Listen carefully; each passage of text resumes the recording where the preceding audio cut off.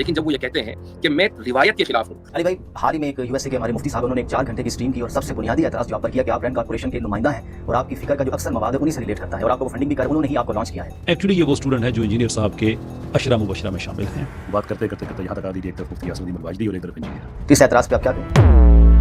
السلام علیکم ورحمۃ اللہ. سبھی دیکھنے والوں کا ویلکم ہے میرے شو میں جس کا نام ہے لو سامو.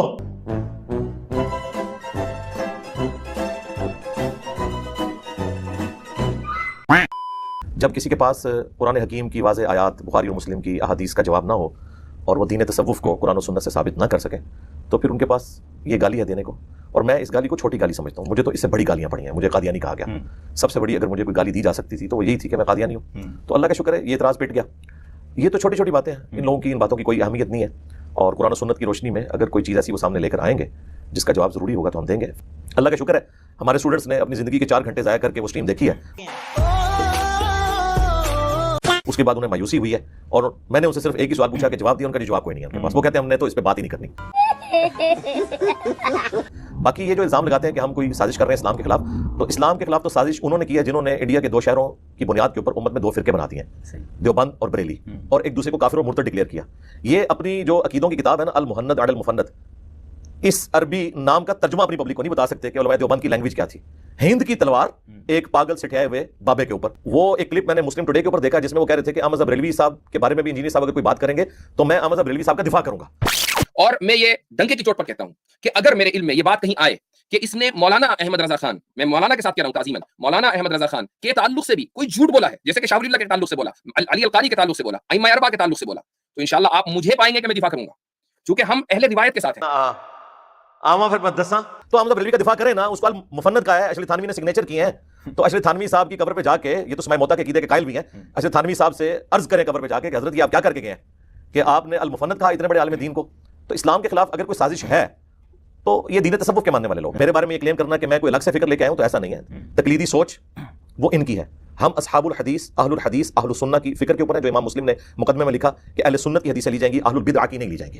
تو ہم اس فکر کے اوپر ہیں. جو مجھے کہتے ہیں میں روایتی طریقے سے ہٹا ہوں، میں روایتی طریقے سے نہیں ہٹا ہوا. یہی نہیں، ابھی اور سنیے. چلیے اسی اسٹریم سے متعلق آخری سوال کہ وہاں پر ایک اور موٹیویشنل اسپیکر کو مدعو کیا گیا تو انہوں نے آپ کا رد کرنے کے لیے مثال یہ دی اور انہی مفتی صاحب کی تعریف میں یہ کہا کہ اللہ نے نمرود کا رد کرنے کے لیے ابراہیم کو بھیجا، فرعون کا رد کرنے کے لیے موسیٰ کو بھیجا، ابو جہل کا رد کرنے کے لیے آقا علیہ السلام کو بھیجا، اور مرزا صاحب کا رد کرنے کے لیے ان کو بھیجا، یعنی کہ مفتی کو مخاطب کر. اب یہ دیکھیں کہ ملا کس سے کس کو. دیکھیں وہ کہتے ہیں کہ کہاں سے شروع کریں، فسانہ کہاں تمام کریں. تانوں میں دسنا وا میرے خیال میں مختصر بات جو ہے میرے خیال میں وہ یہ ہوگی کہ اللہ تعالیٰ نے اپنے عہد کے جو بہترین لوگ ہیں اور بدترین لوگ ہیں وہ اکٹھے کر دیا کرتا ہے کہ جہاں پہ آدم تھے وہاں پہ ابلیس بھی تھا، جہاں پہ ابراہیم تھے وہاں پہ نمرود بھی تھا، وہ موسیٰ تھے اور فرعون بھی تھا، جناب رسالت میں آپ صلی اللہ علیہ وسلم تھے اور زمانے کے بدترین جہلا بھی تھے. اس کے بعد نبوت کا سلسلہ ختم ہوا اور اس کے بعد ایک طرف جو حق کے علماء رہے اور جہلا رہے. وہ بات کرتے یہاں تک آ دیجیے ایک طرف مفتی اسد الدین الواجدی اور ایک طرف انجینئر. تو روایت جو ہے وہ برقرار ہے. نہیں، مجھے اس سے کوئی دکھ نہیں ہوا. میں سمجھتا ہوں کہ ان کی ڈاکٹرن ٹھیک ہے. ہم اس کے اوپر کوئی فتویٰ نہیں لگائیں گے، لیکن ان کو اب شرم کرنی چاہیے کہ وہ اپنی ایک پرانی ویڈیو دیکھیں جس میں نے جب مثال دی تھی کہ ہمارے اسٹوڈنٹس جو ہیں وہ ہمارے ساتھ حق چار یار ہیں. ہمارے اسٹوڈنٹس ہمارے ساتھ اشرم مبشرہ کی طرح ہیں، نہ کہ یہ کہ ان کے فضائل ہیں. مراد یہ کہ اس نسبت سے. تو اس کا انہوں نے مذاق اڑایا تھا.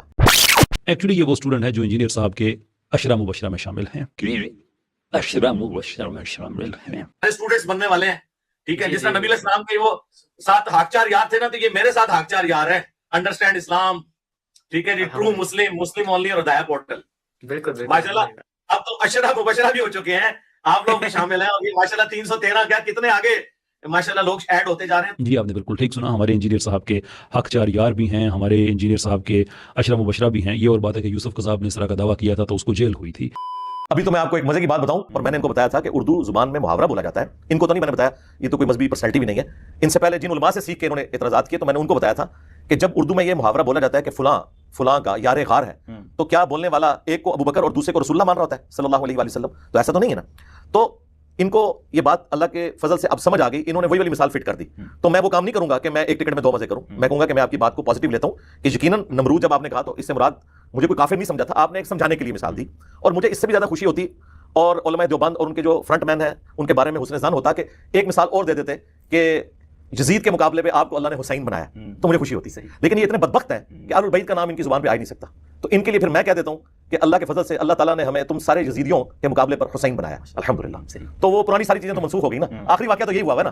جب یہ واقعہ ہو گیا تو نمرود کی مثال دینا، فرعون کی مثال دینا، وہ ساری پیچھے رہ گئی. تو اللہ کا شکر ہے کہ ہم اس دور میں سیدنا حسین ابن علی کی لیگیسی کو آگے لے کے چل رہے ہیں. تم یزیدیوں کے مقابلے پر، تم بنو امیہ کے خدمت گزاروں کے مقابلے پر.